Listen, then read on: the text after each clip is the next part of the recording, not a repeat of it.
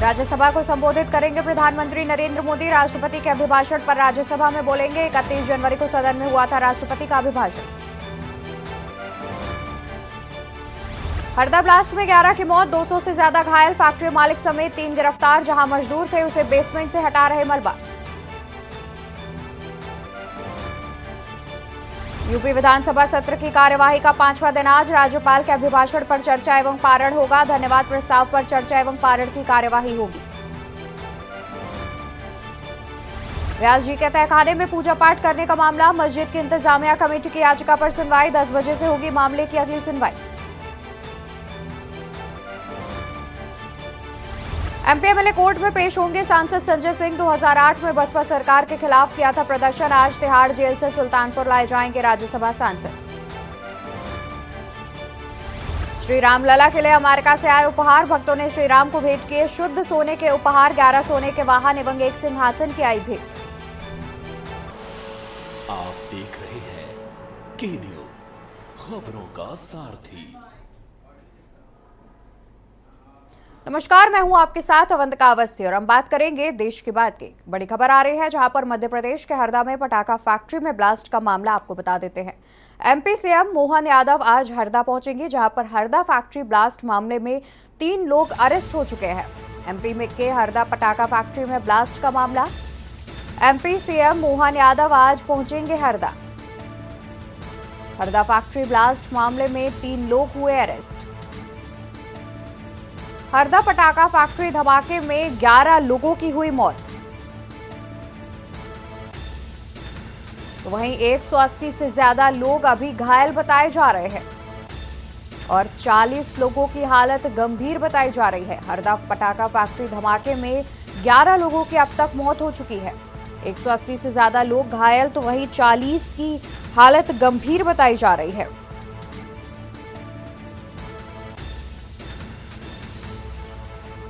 मामले के मुख्य आरोपी 2 भाई हुए गिरफ्तार। एमपी के हरदा में हुआ blast. MP CM Mohan Yadav आज हरदा पहुंचेंगे।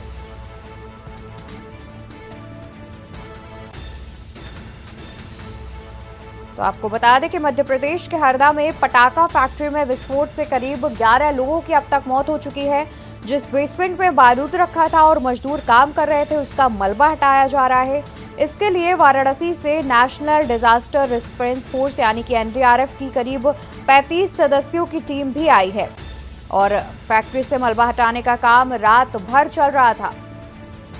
और इस ब्लास्ट में 180 लोग घायल हो गए हैं, तो वहीं 40 लोगों की हालत गंभीर बताई जा रही है और साथ ही 11 लोगों ने अपनी जान गंवा दी है। मध्य प्रदेश के हरदा में पटाखा फैक्ट्री में ब्लास्ट हुआ है। जिस तहखाने में बारूद रखा था, जिसमें मजदूर काम कर रहे थे, वहां से अभी भी मलबा हटाने का काम तेजी से चल रहा है। इस ब्लास्ट को देखते हुए मध्य प्रदेश के मुख्यमंत्री आज पहुंचेंगे हरदा, जहां पर वो स्थिति का जायजा लेते हुए नजर आएंगे। और 11 लोगों की मौत हो चुकी है, 180 लोग घायल बताए जा रहे हैं, 40 की हालत गंभीर बताई जा रही है। और देखा जाए तो जिस बेसमेंट में बारूद रखा गया था और जिसमें मजदूर काम कर रहे थे उसका मलबा हटाने के लिए एनडीआरएफ की 35 सदस्यों की टीम भी हरदा पहुंची हुई है, जहां पर रात भर मलबा हटाने का काम जारी रहा और मंगलवार की देर रात तक 204 घायलों को अस्पताल पहुंचाया गया, जिनमें से 11 की मौत हो गई, 180 घायल है, तो वहीं 40 की हालत गंभीर बताई जा रही है।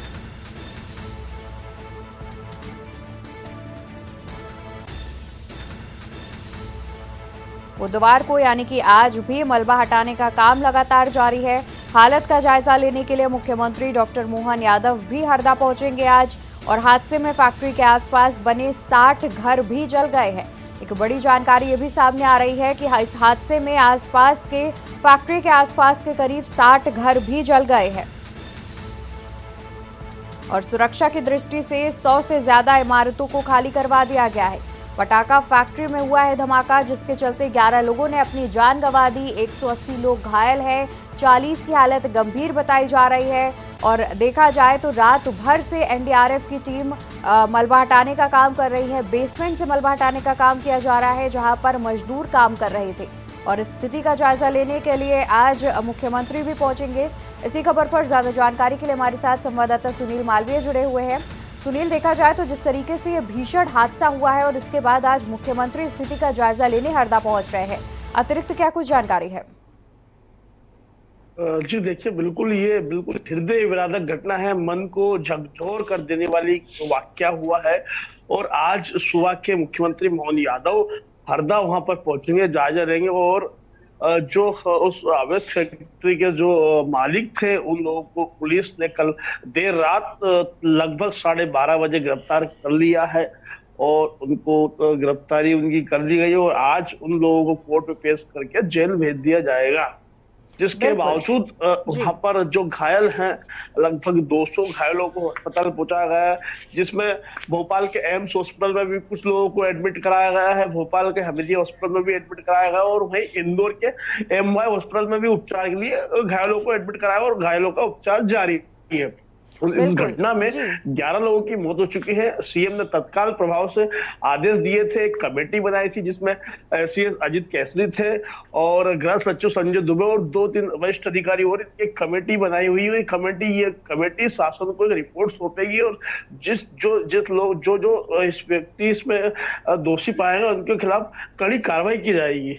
जी सुनील, और देखा जाए तो जिस तरीके से यह दर्दनाक हादसा हुआ है जिसमें 11 लोगों की मौत भी हो गई है, 40 से ज्यादा लोग गंभीर हालत में बताए जा रहे हैं और उसके बाद मुख्यमंत्री भी स्थिति का जायजा लेने के लिए पहुंच रहे हैं, तो क्या किसी प्रकार के मुआवजे का ऐलान भी मुख्यमंत्री के द्वारा किया जा सकता है?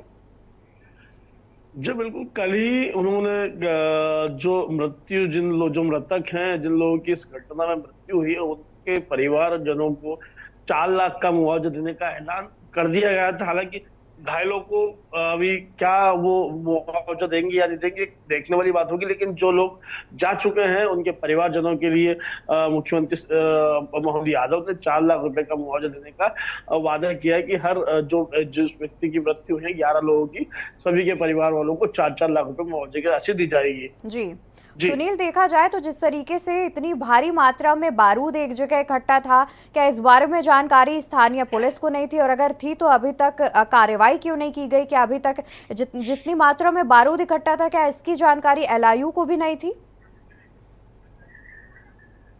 जी बिल्कुल, देखिए ये काफी लंबे समय से फैक्ट्री 2015 से फैक्ट्री चल रही। 2015 में इन्होंने एक खेत के अंदर 3,000 रुपए का एक किराए से लिया था। फिर 2015 से ये जो अग्रवाल बंधु है, इन लोगों के पास 6 लाइसेंस थे, उसमें से एक लाइसेंस विस्फोटक का, इसमें से एक रद्द बताया जा रहा है। तो कहीं ना कहीं 2015 से वो चीजें चलती आ रही थी और आज 2023 है, तो ऐसा तो हो नहीं कि प्रशासन को और पुलिस को इसकी भनक तक ना हो। तो ये चीजें जो चलती आ रही थी, मतलब कहीं ना कहीं पुलिस प्रशासन और शासन पर सावले निशान खड़े होते कि उन लोग, अगर वो लोग पहले ध्यान दे पाते तो ये इतनी बड़ी जो घटना हुई है, घटना कहीं ना कहीं रोकी जा सकती थी। कहीं ना कहीं ये जो लोग मृत्यु हुई है, ये लोग नहीं मरते अगर शासन और प्रशासन समय लेते ही एक्शन ले लेते। तो एक बड़ा सावलिया निशान खड़ा होता है कि अगर ये रियासी इलाके में इतनी बड़ी फैक्ट्री है और इतना बारूद है और अवैध है, वो तो एक बड़ा मामला, सावलिया निशान कहीं ना कहीं शासन प्रशासन पर खड़े होते हैं। जी सुनील, देखा जाए तो जिस तरीके से पटाखा फैक्ट्री में विस्फोट हुआ है, काफी ज्यादा मात्रा में पटाखा बारूद जो है वो इकट्ठा रखा था, जिस वजह से ये विस्फोट की बात सामने आ रही है। ये भी जानना चाहेंगे कि क्या पटाखे की फैक्ट्रियां होती हैं, क्या उनका कोई मानक होता है कि वो सिर्फ इतने से इतनी मात्रा में ही बारूद जो है वो इकट्ठा रख पाएंगे, स्टोर कर पाएंगे? तो क्या ऐसा कोई मानक भी होता है जिसके बाद जो आपने बताया कि अग्रवाल बंधु हैं उन्होंने इस मानक का पालन ना किया हो, उल्लंघन किया हो, जिसके बाद ये हादसा हुआ? जी बिल्कुल, देखिए मानक, हर चीज में मानक रहते हैं। हर चीज जो लाइसेंस दिया जाता है, उस लाइसेंस में किसी भी चीज का लाइसेंस या फूड का लाइसेंस हो या विस्फोटक का लाइसेंस, तो उसमें मानक रहते कर दिए जाते हैं। लेकिन मानक से ज्यादा, मतलब बारूद भारी मात्रा में वहां पर लगभग 60-70 घर जो वहां पर है, 10-15 घरों में बारूद रखा हुआ था और फैक्ट्री में बारूद रखा हुआ था। तो कहीं ना कहीं देखा जाए तो ये बिल्कुल अवैध मानक के रूप में ये पूरा विस्फोटक जो सामग्री रखी हुई थी। तो इससे ही तो एकदम से 11:30 बजे ऐसी चीख आई उस दूर दूर तक, लोग जो वहां पर जो पर खड़े थे, जो लोग वहां पर थे, उनने बताया कि ये जो चीख की आवाज, ये आवाज जो आई थी, ये एक एक 2-2 किलोमीटर, 20-20 किलोमीटर तक आवाज, उस बम फटाके की आवाज जो वहां पर जो आग की चिंगारी लगी हुई थी, 20 किलोमीटर तक आवाज सुनाई गई। एक बड़ा दर्दनाक हादसा हुआ है, मौतों का तांडव बिछ गया। कल 11 लोग काल की गाल में समा चुके हैं। तो एक बड़ा जी। गंभीर विषय है। इसमें अब शासन और प्रशासन देखते हैं कि, क्या कदम उठाते हैं। हालांकि एक जांच कमेटी बना दी है, जांच होगी, लेकिन अब जांच में आखिर क्या निकल कर आता है, ये देखने वाली चीज होगी। बिल्कुल, जी जाहिर तौर पर सुनील, कहीं ना कहीं ये जांच का विषय भी है। वहीं देखा जाए तो जानकारी ये भी है कि पटाखा फैक्ट्री के आसपास के करीब 60 घर भी इस हादसे की चपेट में आ गए हैं। तो क्या उन घरों में भी कुछ नुकसान हुआ है? उन घरों में रहने वाले लोगों को भी कुछ नुकसान हुआ है? जी बिल्कुल। 60 से 70 घर खाली कराए गए थे, और जैसे ही वो फटाके की जो चिंगारी लगी, और जो वो फटाके की जो फैक्ट्री का जो मलबा है, जो ईंटें हैं, वो ईंटें उछक कर 1-1 किलोमीटर दूर तक गई है। और आसपास के जो घर के जो बाहर लोग थे, उनको काफी नुकसान हुआ है, कहीं लोग घायल हुए हैं। और जो उनके मकान है, मकान भी डैमेज हुए हैं। तो कहीं ना कहीं उनको जो मकान डैमेज हुए हैं, घायल हुए हैं, बहुत सारी समस्या आई, और 60-70 घरों को तत्काल प्रभाव से खाली भी करवा दिया गया था। जी बिल्कुल। और साथ ही जो उन घरों के आसपास लोग रहते हैं, मतलब जिन घरों में लोग रहते हैं, क्या उनकी भी कोई जान माल का नुकसान हुआ है? जी बिल्कुल, आसपास के लोग बिल्कुल घायल जरूर हुए हैं, लेकिन जान का नुकसान अभी हुआ नहीं। एक महिला है, आधा किलोमीटर पहले फैक्ट्री से वहां पर जी। खड़ी हुई थी। तो उनका जैसे ही वो इस फैक्ट्री में ये फटाका विस्फोटक हुआ, और विस्फोटक इतना भयंकर था कि उनका एक हाथ धड़ से अलग हो गया। हाथ 300 मीटर दूर चला गया। मतलब तो एक बड़ा विषय हुआ, और कई लोग घायल भी हुए हैं। और हालांकि उनका हाथ अलग हुआ है, उनको अभी मतलब घायल ही हुए हैं, लेकिन एक बड़ा विषय है। जी बिल्कुल, जाहिर तौर पर बेहद दर्दनाक घटना है ये। बहुत शुक्रिया सुनील आपका ज्यादा जानकारी हमारे दर्शकों तक पहुंचाने के लिए। तो बता दें कि मध्य प्रदेश के हरदा में ये पटाखा फैक्ट्री में ब्लास्ट हुआ है, जहां पर अभी तक करीब 11 लोगों ने अपनी जान गंवा दी है।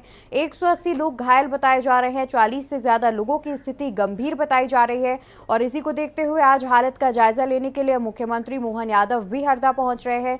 और जिस तरीके से यह हादसा हुआ है, फैक्ट्री के आसपास बने करीब 60 से 70 घर भी इसकी चपेट में आ गए हैं, जहां पर रहने वाले कुछ लोग घायल बताए जा रहे हैं।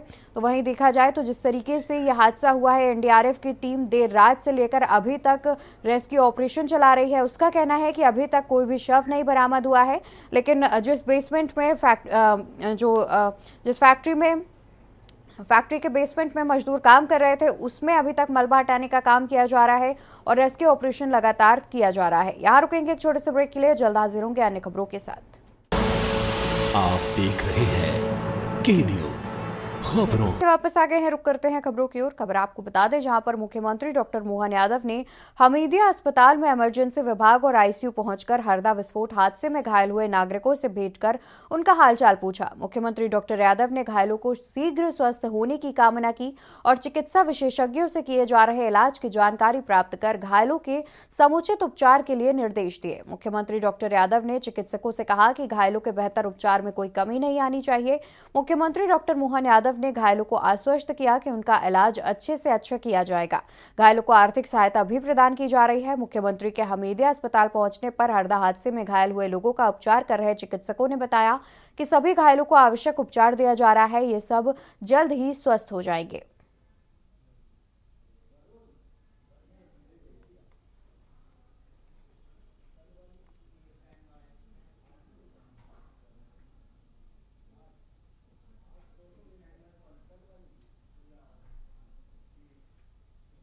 तो वही खबर हम आपको राजधानी लखनऊ से बता दें, जहां पर विधानसभा सत्र की कार्यवाही का 5वां दिन आज।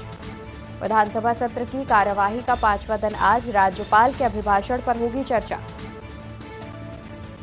विधानसभा सत्र का 5वां दिन आज राज्यपाल के अभिभाषण पर की जाएगी चर्चा। धन्यवाद प्रस्ताव पर चर्चा की होगी कार्यवाही। विपक्ष द्वारा आज भी सदन में हंगामा करने के आसार। विधानसभा सत्र की कार्यवाही का 5वां दिन आज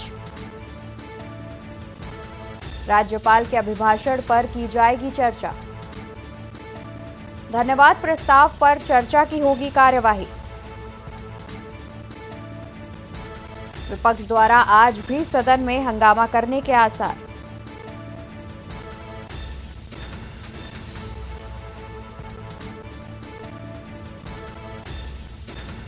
राज्यपाल के अभिभाषण पर होगी चर्चा।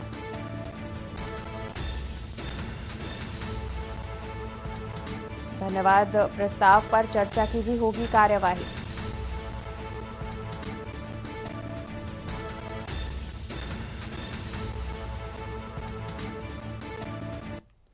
तो बता दें कि लखनऊ विधानसभा सत्र की कार्यवाही का आज 5वां दिन है। इसको लेकर के अतिरिक्त जानकारी के लिए हमारे साथ संवाददाता कौशलेंद्र उपाध्याय भी लखनऊ से जुड़े हुए हैं, जिनसे हम जानकारी लेंगे। लेकिन उससे पहले यहाँ रुकेंगे एक छोटे से ब्रेक के लिए।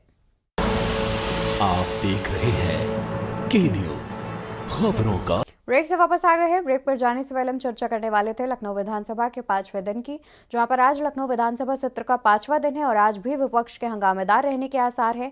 और आज राज्यपाल के अभिभाषण और धन्यवाद प्रस्ताव पर चर्चा की जाएगी। इसी को लेकर हमारे साथ संवाददाता कौशलेंद्र उपाध्याय भी जुड़े हुए हैं। कौशलेंद्र, आपसे जानना चाहेंगे कि आज सत्र का 5वां दिन है, 5वें दिन की कार्यवाही होगी आज, जिसमें राज्यपाल के अभिभाषण और धन्यवाद प्रस्ताव पर चर्चा की जाएगी।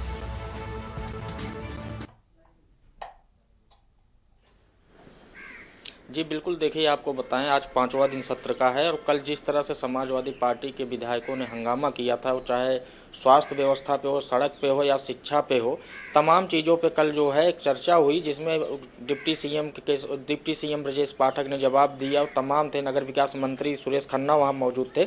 तो सब लोगों ने जो है अपने जो वक्तव्य, जो क्वेश्चन आवर जो होता है, जो प्रश्नकाल होता है, वो प्रश्न को पूछा, विपक्षियों ने पूछा, उसके बाद इनको जवाब देने की बात आई। तो तमाम जैसे स्वास्थ्य विभाग में लोहिया इंस्टीट्यूट के जो निदेशक का जो पद है, उसमें कुछ आरक्षण को लेकर खामियां हैं, जिसका ब्रजेश पाठक ने जवाब दिया कि इसको हम जो है कमेटी बना दी, उसकी जांच हो जाएगी और जांच के बाद हम उस पर जो भी चीज़ें हैं उसको पूरा लागू करेंगे, जो नियम है उसको हम पूरा लागू करेंगे। वहीं बात की जाए अगर जो है परिवहन और तमाम जो विभाग है, जिनकी जो स्थिति है, जो विपक्ष हमेशा सत्ता पक्ष को घेरता, उसको लेकर काफ़ी लंबी चर्चा हुई है। कल देर रात तक जो है आपका सत्र का कार्यवाही की गई।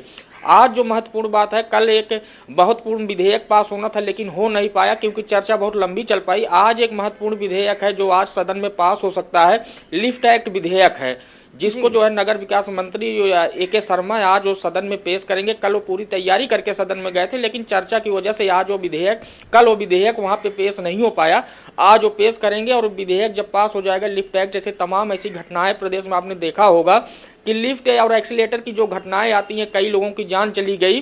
तो इसको लेके एक नियम बनाया गया है, जो कंपनियां हैं जो है उसमें भारतीय मुल्क जो मानक है वो तय किए जाएंगे और उसमें जो है अगर उसका मेंटेनेंस है, तमाम ऐसी चीज़ सरकारी विभागों में भी कई ऐसी बिल्डिंगों में देखिए लिफ्ट लगी हुई है, जहां पे पता चलता है कि लिफ्ट की जो है कनेक्शन खराब हो गया तो उससे 5-5 घंटे लोग उसी लिफ्ट में बंद रहे हैं। तो ये सब चीज़ों को देखते हुए आज लिफ्ट एक्ट विधेयक एक महत्वपूर्ण आज विधेयक पेश हो सकता है और अगर उस पर चर्चा होगी तो कहीं ना कहीं ये विधेयक पास भी हो जाएगा, जिससे जो कंपनियां जो लिफ्ट या एक्सीलेटर जो लगाती हैं उनके ऊपर जिम्मेदारी पूरी रहेगी कि इसका निर्माण और इसमें जो मानक है पूरा एकदम उसका एक जो है एक रूपरेखा उसकी बनाई जाए और जो मेंटेनेंस का कार्य है उसको कितने दिन में देना है, कितने समय में देना है, ये महत्वपूर्ण है। और आज जो चर्चा होगी, क्योंकि राज्यपाल के भाषण पर चर्चा होगी, उसके बाद आज राज्यपाल के भाषण की जो चर्चा होने के बाद सदन की कार्रवाई के बाद आज इसका जो है समाप्ति को किया जाए, क्योंकि बजट जो आया उसमें बजट पे भी चर्चा करनी है। सत्ता पक्ष और बीच तमाम लोग अभी उसी इंतजार में है कि अभी बजट पर चर्चा नहीं हुई है।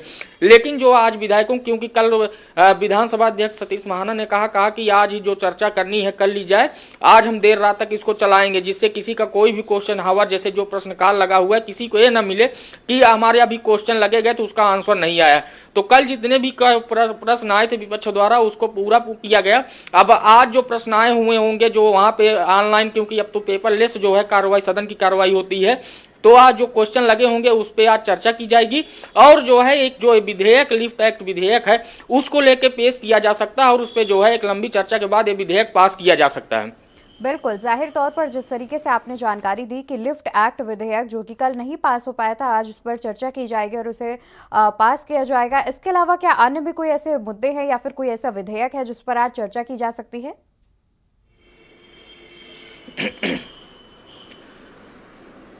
जी देखिए, क्योंकि अभी बजट हुआ है, बजट पास हो गया है, तो अभी बजट को लेकर चर्चा होनी है किस विभागों, क्योंकि सत्ता पक्ष और विपक्ष तमाम वो अपने विभागों के आंकड़े निकाल रहा है, आय व्यय का जो आंकड़े वो निकाल रहा है कि अगर हम सदन में जाएंगे, क्योंकि मुख्यमंत्री योगी आदित्यनाथ सीधा निर्देश है कि अपने विभागों की पूरी जानकारी मंत्री रखें और सदन में अगर कोई भी विपक्ष का नेता उस विभाग से अगर सवाल पूछता है या क्वेश्चन लगाता है तो उसकी पूरी जब जवाबदेही तय होगी कि उसका पूरा जवाब दे और उसको संतुष्ट करना उसका एक महत्वपूर्ण जो है मुद्दा है। और जो है जैसे सदन में जब कार्रवाई की जब शुरू की जाती है उसी में कुछ तमाम विधायक, जैसे कल संभल के एक समाजवादी पार्टी के विधायक थे, उन्होंने कहा कि 11 तारीख को आप विधानसभा अध्यक्ष सतीश महाना से कहा कि आपने 11 तारीख सभी विधायकों को कहा है कि रामलला के दर्शन करने के लिए, तो मैं चाहता हूं कि आप एक निर्देश दे दें कि सभी लोग वहीं बगल में जो मस्जिद बन रहे हैं उसका भी दर्शन कर लें। तो तुरंत सतीश महाना ने उनका जवाब दिया कि एक सदन की कार्रवाई नहीं है, अगर वहां की कमेटी जब ये चीज कहेगी तब मैं कहूंगा और मैं किसी को रोकूंगा नहीं, जिसको दर्शन करना जाना हो जा सकता है। तो ये सब जो चर्चाओं के बीच में है, उसके बाद शिक्षा, महिलाओं के अपराध पे जो कल चर्चा लंबी चली है, उसके बाद जो निष्कर्ष निकला है, सभी प्रश्नों का जवाब मिल गया है। उस ये कारण है कि अभी जो है जो विधेयक पास होने हैं, क्योंकि विधेयक कई हैं, लेकिन सबसे महत्वपूर्ण ये विधेयक, क्योंकि पिछली बार जो सत्र में था ये हुआ था कि इस विधेयक को पास कराना बहुत जरूरी है, तो इस बार ये उम्मीद जगी कि विधेयक पास हो जाएगा। और जो आज क्वेश्चन आवर है, जो आज प्रश्नकाल है, वो तमाम चीजों को देखते हुए सदन की कार्रवाई शुरू होगी और फिर जो उसके जो जवाब हैं उन मंत्री विभागों के विभागाध्यक्षों को देने के लिए एकदम जो है तत्पर रहना होगा। बिल्कुल, देखा जाए तो जिस तरीके से आज कई ऐसे अहम मुद्दे हैं जिन पर चर्चा की जा सकती है, तो वहीं बजट पे भी कहीं ना कहीं सत्ता पक्ष पर आरोप, विपक्ष आरोप प्रत्यारोप भी लगा सकता है। बहुत शुक्रिया कौशलेंद्र आपका ज्यादा जानकारी हमारे दर्शकों तक पहुंचाने के लिए। तो आपको बता दें कि आज विधानसभा सत्र की कार्यवाही का 5वां दिन है, जिसमें आज भी विपक्ष द्वारा सदन में हंगामे के आसार जताए जा रहे हैं।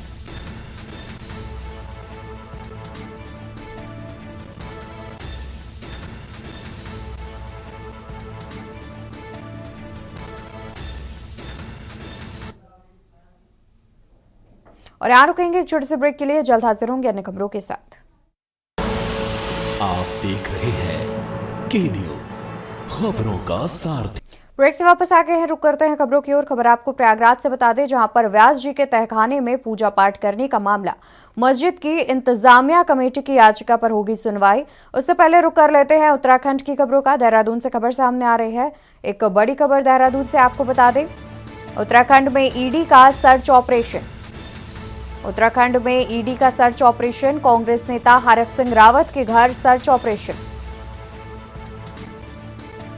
दिल्ली, उत्तराखंड और चंडीगढ़ में ईडी की छापेमारी।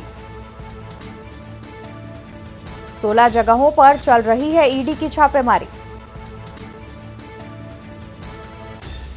रेड डिफेंस कॉलोनी स्थित आवास पर ईडी की टीम पहुंची हुई है, जहां पर छापेमारी की कार्यवाही की जा रही है। हरक सिंह रावत के घर छापेमारी की कार्यवाही की जा रही है।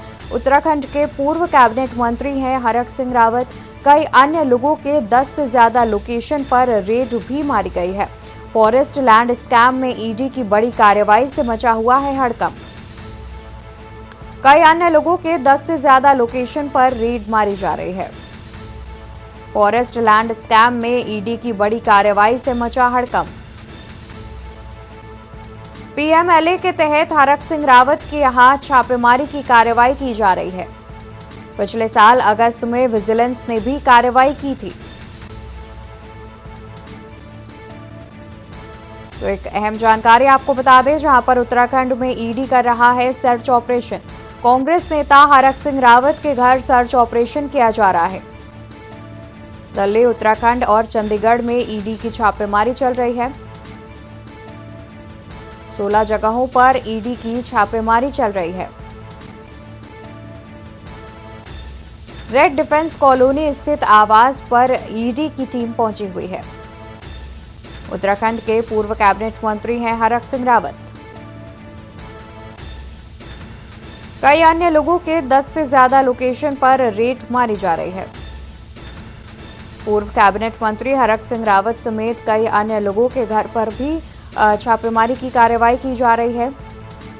10 से ज्यादा लोकेशन पर ईडी की टीम ने रेड मारी है और फॉरेस्ट लैंड स्कैम में ईडी की बड़ी कार्रवाई से मचा हुआ है हड़कंप। पीएमएलए के तहत हरक सिंह रावत के यहां मारी जा रही है छापेमारी। पिछले साल अगस्त में विजिलेंस की टीम ने भी हरक सिंह रावत के घर कार्रवाई की थी। उत्तराखंड में ईडी का सर्च ऑपरेशन, अहम जानकारी आपको बता दें, उत्तराखंड में ईडी का सर्च ऑपरेशन, कांग्रेस नेता हरक सिंह रावत के घर सर्च ऑपरेशन।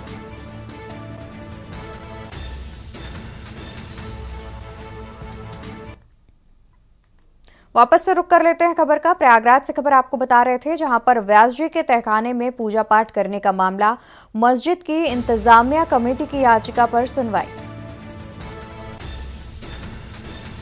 मस्जिद की इंतजामिया कमेटी की याचिका पर सुनवाई आज सुबह 10 बजे से होगी। मामले में आगे की सुनवाई। कमेटी की याचिका पर हाई कोर्ट में सुनवाई हुई पूरी। मस्जिद कमेटी के वकील की बहस लगभग पूरी हो चुकी है। आज सुबह मंदिर पक्ष के वकील कोर्ट में दलील रखेंगे। वक्फ बोर्ड के वकील आज कोर्ट में अपनी दलील रखेंगे।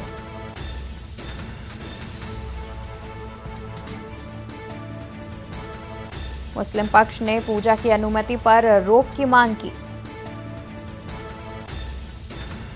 खबर प्रयागराज से, जहां पर व्यास जी के तहखाने में पूजा पाठ का मामला, मस्जिद की इंतजामिया कमेटी की याचिका पर सुनवाई। आज सुबह 10 बजे से होगी मामले की अगली सुनवाई।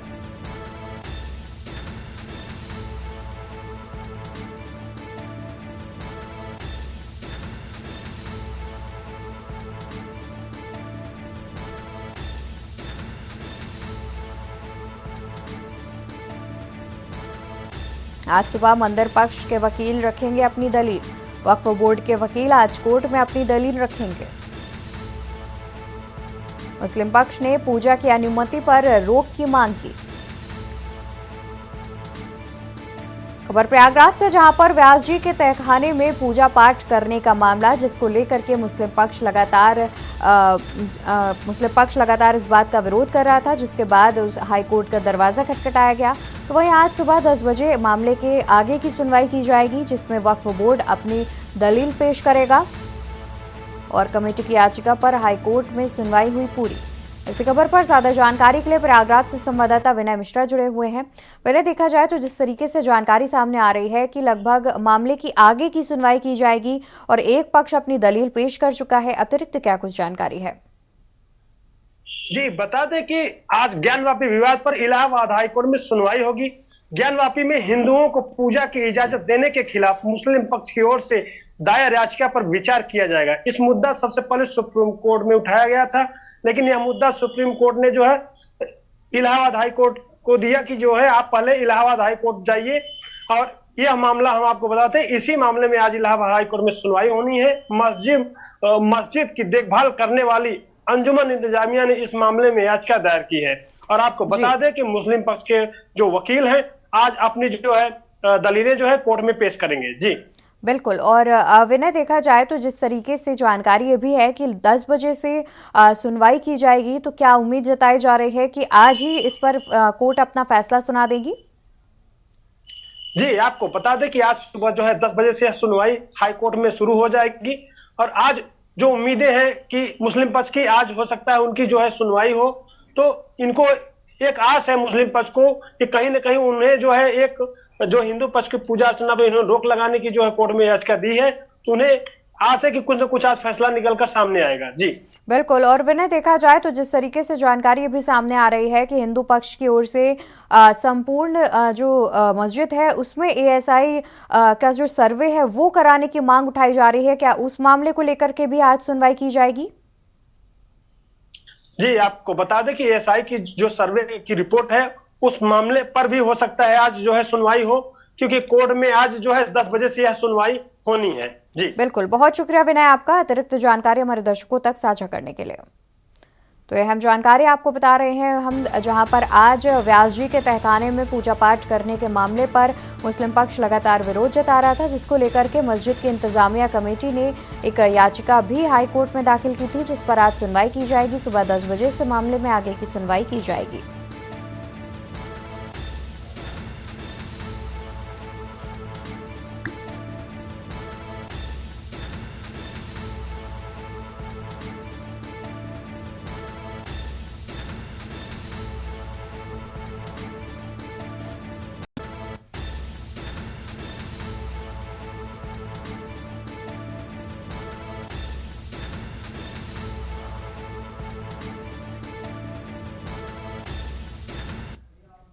तो लखनऊ से खबर बता दें, जहां पर जल निगम में 145 पदों पर होगी भर्ती।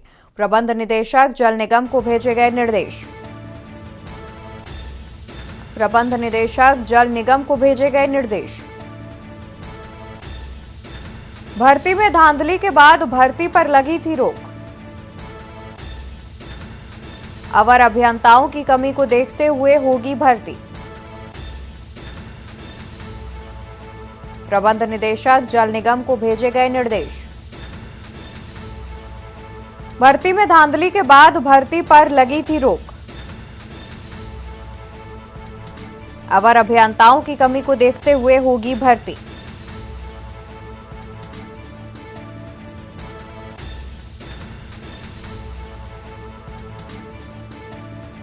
जल निगम में 145 पदों पर होगी भर्ती।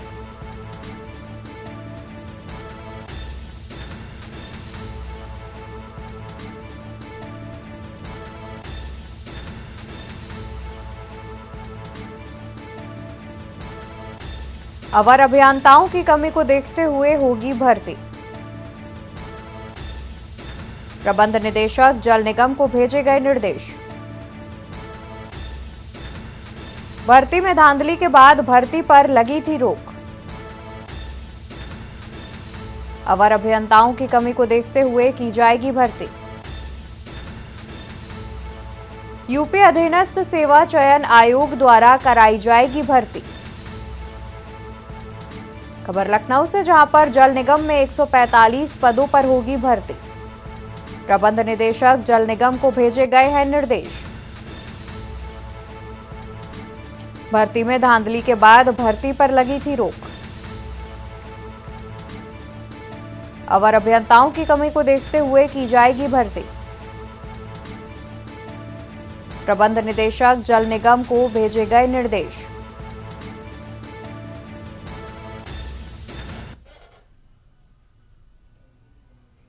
तो वही खबर आपको राजधानी लखनऊ से बता दें, जहां पर बिजली सप्लाई बाधित, 2 अफसर किए गए निलंबित। बिजली सप्लाई बाधित, 2 अफसर हुए निलंबित। उत्तर प्रदेश पावर कॉरपोरेशन के चेयरमैन का आदेश। डॉक्टर आशीष कुमार गोयल ने आदेश जारी किए हैं, जिसमें उन्होंने कहा कि बिजली आपूर्ति बाधित होने की दी थी गलत सूचना। बिजली आपूर्ति बाधित होने की दी थी गलत सूचना। आरोप में हापुड़ के अधीक्षण अभियंता निलंबित। आरोप में हापुड़ के अधीक्षण अभियंता किए गए निलंबित। अमरोहा के अवर अभियंता उदयराज भी किए गए निलंबित। उपभोक्ताओं को बेहतर बिजली देने के दिए निर्देश। हापुड़ में 33 केवी लाइन की बंदी से 10 घंटे आपूर्ति रही बाधित। बिजली सप्लाई बाधित, 2 अफसर किए गए निलंबित। खबर हम आपको राजधानी लखनऊ से बता रहे हैं। और यहाँ रुकेंगे एक छोटे से ब्रेक के लिए। ब्रेक के बाद हाजिर होंगे अन्य खबरों के साथ। आप देख रहे हैं के न्यूज, खबरों का सार। ब्रेक से वापस आ गए हैं, रुक करते हैं खबरों की ओर। खबर आपको राजधानी लखनऊ से बता दें, जहां पर दिन में बढ़ी धूप ने दी ठंड से राहत। दिन में बढ़ी धूप ने दी ठंड से राहत। 2 डिग्री तक चढ़ा दिन का तापमान। 2 डिग्री तक चढ़ा दिन का तापमान। 1 सप्ताह तक मौसम ऐसा ही रहने के आसार। मौसम विज्ञान केंद्र ने दी जानकारी।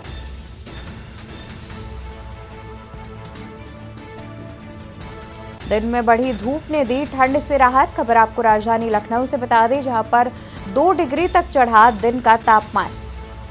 और तापमान बढ़ने से लोगों को ठंड से राहत मिल गई है और 1 सप्ताह तक मौसम ऐसा ही रहने के आसार भी जताए जा रहे हैं। मौसम विज्ञान केंद्र ने दी है बात की जानकारी। दिन में बढ़ी धूप ने दी ठंड से राहत। 2 डिग्री तक चढ़ा दिन का तापमान। 1 सप्ताह तक मौसम ऐसा ही रहने के आसार।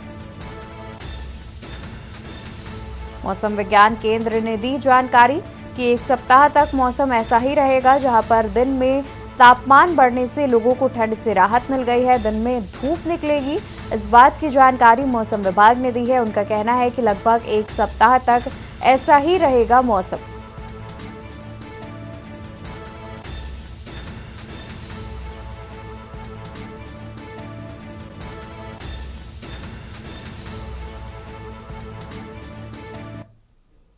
सुरक्षा के बीच पुलिस भर्ती लिखित परीक्षा। खबर राजधानी लखनऊ से, जहां 17 और 18 फरवरी को होगी पुलिस भर्ती की परीक्षा।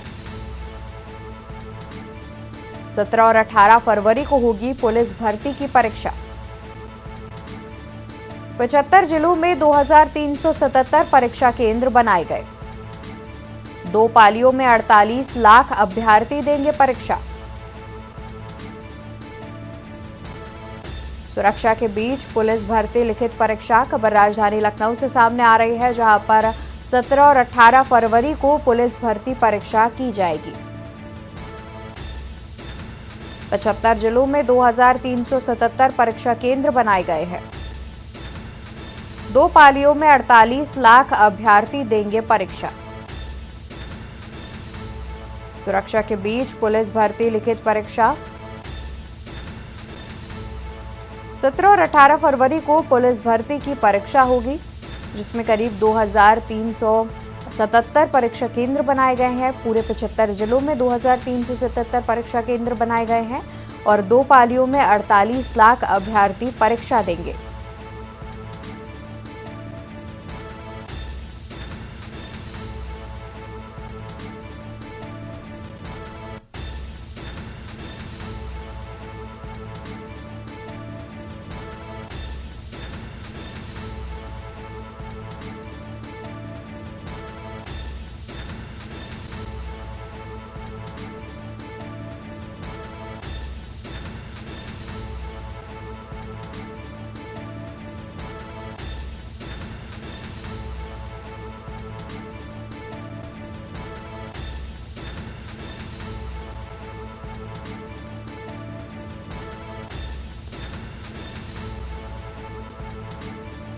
इसी खबर पर ज्यादा जानकारी के लिए हमारे साथ संवाददाता शिवा शर्मा जुड़े हुए हैं।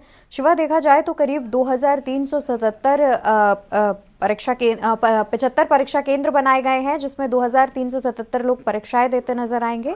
अतिरिक्त क्या कुछ जानकारी है? देखिए, उत्तर प्रदेश पुलिस भर्ती बोर्ड की ये परीक्षा है और इस परीक्षा को आयोजन करने के लिए 17 और 18 तारीख की नीति तय हुई थी और इसमें पूरे उत्तर प्रदेश में 2377 परीक्षा केंद्र बनाए गए हैं, जिसकी कड़ी व्यवस्था में एसटीएफ, यूपी पुलिस के अफसर जो है वो तैनात रहेंगे कि किसी भी तरीके की सेंधमारी, चाहे वो सॉल्वर गिरोह हो या किसी भी द्वारा हो, वो ना होने पाए। और इसको लेके पुलिस के अफसरों की निगाहें इस पर बनी हुई है और 2 पालियों में ये परीक्षा होगी, जिसमें 48 लाख से ज्यादा के अभ्यर्थी इस परीक्षा में शामिल होंगे और 66 लाख से ज्यादा पदों पे ये भर्ती है उत्तर प्रदेश पुलिस की। तो ये माना जा रहा है कि जो परीक्षा है वो पूरी तरीके से पारदर्शी हो और इससे किसी भी तरीके की सेंधमारी ना हो। इसके लिए पुलिस हेडक्वार्टर की तरफ से जो सोशल मीडिया सेल है और डीजीपी हेडक्वार्टर की तरफ से जो तमाम अफसर हैं वो इस परीक्षा को लेकर के सतर्क हैं और इसमें कड़ी निगरानी रखने के लिए खुद उत्तर प्रदेश के डीजीपी और गृह विभाग ने निर्देश दिए हैं। बिल्कुल, बहुत शुक्रिया, आप जुड़े रहिए हमारे साथ, हम आगे भी आपसे अपडेट देते रहेंगे। तो सुरक्षा के बीच पुलिस भर्ती लिखित परीक्षा का आयोजन किया जाएगा, जिसमें 75 जिलों में 2377 परीक्षा केंद्र बनाए गए हैं। करीब 48 लाख अभ्यर्थी परीक्षा देते हुए नजर आएंगे। अलग अलग पोस्ट पर ये परीक्षाएं होनी है। 17 और 18 फरवरी को ये परीक्षाएं होंगी। 2 पालियों में इन परीक्षाओं का आयोजन किया जाएगा।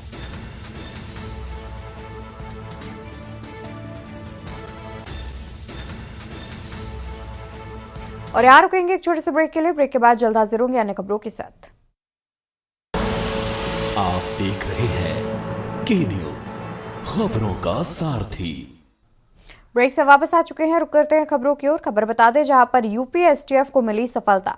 अवैध मादक पदार्थों की तस्करी करने वाले 2 लोग हुए गिरफ्तार। यूपी एसटीएफ को मिली बड़ी सफलता। अवैध मादक पदार्थों की तस्करी करने वाले 2 लोग हुए गिरफ्तार। आरोपियों के पास से 10 किलो चरस हुई बरामद। अंतर्राष्ट्रीय कीमत 50 लाख रुपए बताई जा रही। एसटीएफ की ओर से कहना है कि इसकी अंतर्राष्ट्रीय कीमत 50 लाख रुपए बताई जा रही है। 2 अभियुक्तों को पनकी नहर पुल कानपुर से गिरफ्तार किया गया है। अभियुक्तों के पास से करीब 10 किलो चरस भी बरामद हुई है। अंतर्राष्ट्रीय कीमत 50 लाख रुपए बताई जा रही है। इस बरामद चरस की कीमत 50 लाख रुपए बताई जा रही है। अंतर्राष्ट्रीय स्तर पर इसकी कीमत 50 लाख रुपए है। इन दोनों अभियुक्तों को पनकी नगर से गिरफ्तार किया गया है, कानपुर के पनकी नहर से गिरफ्तार किया गया है। और यूपीएसटीएफ के हाथ लगी है एक बड़ी सफलता, जिसमें अवैध मादक पदार्थों की तस्करी करने वाले 2 लोगों को गिरफ्तार किया गया है। अभियुक्तों के पास से 10 किलो की चरस हुई है बरामद। इसी खबर पर हमारे साथ संवाददाता शिवा शर्मा भी जुड़े हुए हैं। शिवा, देखा जाए तो 2 अभियुक्तों के पास से 10 किलो की चरस जो है वो बरामद की गई है। क्या इनके साथ अन्य भी किसी के शामिल होने की जानकारी सामने आ रही है? बिल्कुल गरिमा, ये कानपुर से गिरफ्तारी इन लोगों की की गई है, जिनका नाम नंदकिशोर सासुनार और मोहम्मद आदिल है। ये दोनों लोगों के पास से यूपीएसटीएफ की टीम ने 10 किलो 100 ग्राम की जो चरस है वो बरामद की है। और यूपीएसटीएफ का दावा है कि अंतरराष्ट्रीय इसकी जो कीमत है वो लगभग 50,000 रुपए है, 50 लाख रुपए है। और ये सभी लोग जो है वो चरस लेकर के इसको उत्तर प्रदेश के अलग अलग जिलों में सप्लाई करने की फिराक में थे। ऐसे में जब एसटीएफ की टीम को इनके बारे में पता लगा तो एक डिप्टी एसपी की टीम ने इनको गिरफ्तार किया है और इनके पास से भारी मात्रा में शराब बरामद की है और इनको कानपुर में दाखिला किया है। जरूर जब पुलिस इस बात की विवेचना करेगी, उसकी इन्वेस्टिगेशन आगे करेगी, तो ये जरूर जानने की कोशिश होगी कि आखिरकार ये शराब कहाँ सप्लाई हुई थी, इनका सोर्स क्या था और उत्तर प्रदेश के किन किन जिलों में और किसकी मदद से ये लोग चरस सप्लाई करने की फिराक में थे। तो यूपीएसटीएफ एक बार फिर से जो चरस तस्करी का जो गिरोह है, जो नेक्सस है, उसको तोड़ने में कामयाब होगी। फिलहाल 2 लोगों की गिरफ्तारी के साथ अन्य लोगों की गिरफ्तारी के लिए एसटीएफ की टीम लगातार प्रयास कर रही है। बिल्कुल, और साथ ही क्या ये भी अनुमान लगाया जा रहा है कि इनके साथ ये किसी गैंग के मेंबर हो सकते हैं? क्या इस बारे में कोई जानकारी सामने आई है? बिल्कुल गरिमा, इस बात से इनकार नहीं किया जा सकता कि 10 किलो की चरस है जो जिसकी कीमत 50 लाख रुपए है, तो जरूर एक गिरोह सम्मिलित होता है। ऐसे में जो लोग पकड़े जाते हैं प्राइमा फेसी में, वो लोग सिर्फ मोहरे होते हैं। असल में इनके पीछे चेहरा कौन है, जो लोग सप्लाई करवाते हैं और जो लोग खेप लेने के बाद वो अलग अलग जगहों पे इसको बेचते हैं और बड़ी छोटी छोटी मात्रा पे ये सब बिकती है, जिसका जो आउटकम है, जो आउटसोर्स है, वो ज्यादा होता है। ऐसे में कौन जो लोग हैं वो इस चरस को बेच करके युवा पीढ़ी में इसको बांटते हैं, इन सभी बड़े गिरोह के लोगों के साथ जो है यूपीएसटीएफ के अफसर तार जोड़ने की कोशिश करेंगे। और जरूर इन लोगों को जब जेल भेजा गया है तो कोर्ट से इनकी रिमांड ली जाएगी और रिमांड में इससे पूछताछ करके आगे के गिरोह की जो तलाश है वो यूपीएसटीएफ की टीम करेगी। बिल्कुल, बहुत शुक्रिया आपका ज्यादा जानकारी हमारे दर्शकों तक पहुंचाने के लिए। तो आपको बता दें कि 2 आरोपियों को गिरफ्तार किया है 10 किलो चरस के साथ, जिसकी अंतर्राष्ट्रीय कीमत वो करीब 50 लाख रुपए बताई जा रही है। वहीं एसटीएफ की टीम लगातार पूछताछ कर रही है, जहां पर उनसे अतिरिक्त लोगों की जानकारी निकालने की कोशिश की जा रही है कि क्या वो किसी गैंग के मेंबर हैं या फिर उनके साथ अन्य लोग भी इस काम में शामिल हैं। खबर बुलंदशहर से बता दें, जहां पर किसान ने किया अनोखा प्रदर्शन, गुलावटी को तहसील का दर्जा दिलाने की मांग। गुलावटी को तहसील का दर्जा दिलाने की मांग। तहसीलदार ने किसान को तुड़वाया अनशन। शहीद स्मारक पर चल रहा अनिश्चितकालीन धरना। खबर बुलंदशहर से, जहां पर किसान ने किया अनोखा प्रदर्शन, गुलावटी को तहसील का दर्जा दिलाने की मांग के चलते किसानों ने किया अनोखा प्रदर्शन। तहसीलदार ने किसान का तुड़वाया अनशन। शहीद स्मारक पर चल रहा था अनिश्चितकालीन धरना। खबर फर्रुखाबाद से बता दें, जहां पर के न्यूज की खबर का बड़ा असर। के न्यूज की खबर का डीएम ने लिया संज्ञान। जनहित में चलाया था बदहाल सिस्टम पर खास प्रोग्राम। के न्यूज की खबर का डीएम ने लिया संज्ञान। फर्रुखाबाद डीएम ने के न्यूज की खबर का लिया संज्ञान। जनहित में चलाया था बदहाल सिस्टम पर खास प्रोग्राम। डीएम ने किया राम मनोहर लोहिया अस्पताल का निरीक्षण। फार्मासिस्ट को निलंबित करने के दिए आदेश। जनहित पर बदहाल सिस्टम पर चलाया था खास अभियान, जिसके चलते डीएम ने राम मनोहर लोहिया अस्पताल का किया निरीक्षण और फार्मासिस्ट को निलंबित करने के दिए आदेश। स्टाफ नर्स को कारण बताओ नोटिस के दिए आदेश। आप लोग मेरे साथ थे, जैसे आपने देखा एक तो सफाई की कुछ कमी है, हमने निर्देश डीएमएस साहब को कर दिया है कि सफाई की समुचित व्यवस्था करें, जो भी एजेंसी आप साफ करती है। एजेंसी का कार्य को कोई सीनियर आदमी मॉनिटर करे डे टू डे, दूसरी बात यहाँ पे जो है कि बाहर से दवाई न लिखी जाए, इसलिए हमने बता दिया कि कोई भी मेडिसिन जो शासकीय सप्लाई है गवर्नमेंट का वही मेडिसिन लिखी जाएगी।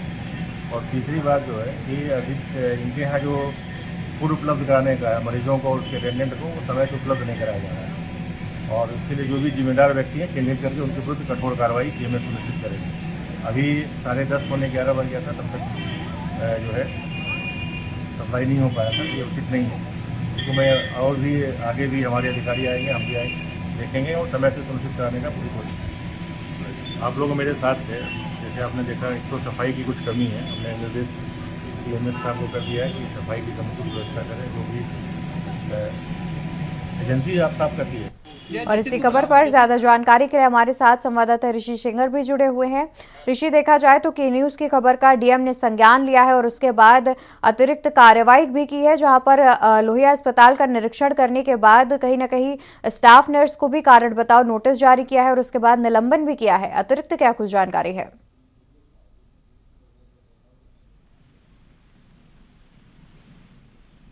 जाना चाहिए, इसमें किसी तरह कोई लापरवाही ना की जाए। अगर लापरवाही की जाएगी तो संबंधित के खिलाफ जिम्मेदारी होगी। उन्होंने सीएमएस को निर्देश दिए हैं कि अगली बार निरीक्षण में अगर इस तरह की लापरवाही बरतेगी इसके जिम्मेदार सीएमएस खुद होंगे और उनके विरुद्ध कठोर कार्रवाई की जाएगी। जी बिल्कुल। आखिर किस मामले पर डीएम ने फार्मासिस्ट को निलंबित किया है और स्टाफ नर्स को कारण बताओ नोटिस जारी किया है? जी बिल्कुल, जब जिलाधिकारी वो निरीक्षण करके उस समय उन्होंने मरीजों का हालचाल पूछे तो मरीजों ने शिकायत दर्ज कराई कि उन्हें समय से खाना उपलब्ध नहीं कराया जा रहा, जिस पर जिम्मेदार फार्मासिस्ट को उन्होंने निलंबित करने का आदेश दिए और स्टाफ नर्स की लापरवाही को कारण बताओ नोटिस जारी करने का आदेश जारी किए। बिल्कुल, बहुत शुक्रिया आपका ज्यादा जानकारी हम तक पहुंचाने के लिए। तो आपको बता दें खबर फर्रुखाबाद से, जहां पर के न्यूज की खबर का बड़ा असर हुआ है। डीएम ने मामले का संज्ञान लिया है। के न्यूज ने जनहित में एक खबर पेश की थी, जिसके बाद डीएम ने संज्ञान लेते हुए कार्रवाई के निर्देश दिए। बढ़ते खबरों में, जहां पर बुलंदशहर एसएसपी श्लोक कुमार की बड़ी कार्रवाई। बुलंदशहर एसएसपी श्लोक कुमार की बड़ी कार्रवाई, रिश्वत का ऑडियो वायरल होने के बाद का मामला। मामले में दरोगा और हेड कांस्टेबल किए गए लाइन हाजिर। मामले में दरोगा और हेड कांस्टेबल किए गए लाइन हाजिर। हेड कांस्टेबल और ग्रामीण के बीच हुई थी पैसे की लेन देन की बात। मामले में दरोगा और हेड कांस्टेबल किए गए लाइन हाजिर। हेड कांस्टेबल और ग्रामीण के बीच हुई थी पैसे की लेन देन की बात।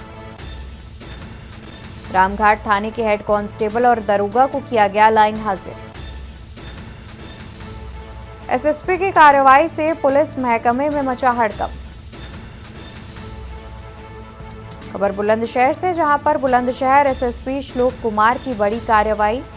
रिश्वत का ऑडियो वायरल होने का मामला। मामले में दरोगा और हेड कांस्टेबल किए गए लाइन हाजिर। हेड कांस्टेबल और ग्रामीण के बीच हुई थी पैसे की लेन देन की बात। देश की बात में फिलहाल के लिए बस इतना ही। ऐसी बड़ी खबरों के लिए आप देखते रहिए के न्यूज इंडिया। नमस्कार।